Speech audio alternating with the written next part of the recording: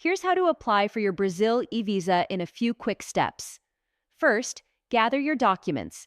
You'll need a valid passport, a recent passport size photo on a white background, your proof of employment, your travel details, and your last 3 months of bank statements.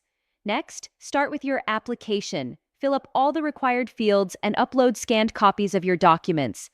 Finally, pay the visa fee using a card or PayPal. Processing starts once your transaction is confirmed. You can track your application anytime with your reference number, and you'll also receive constant updates via email. When approved, your Brazil eVisa arrives by email as a PDF. Download it, print a copy, and carry it with your passport. It lets you visit Brazil for up to 90 days per entry during its validity period. And that's it.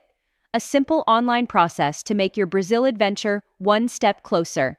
Get your Brazil eVisa today.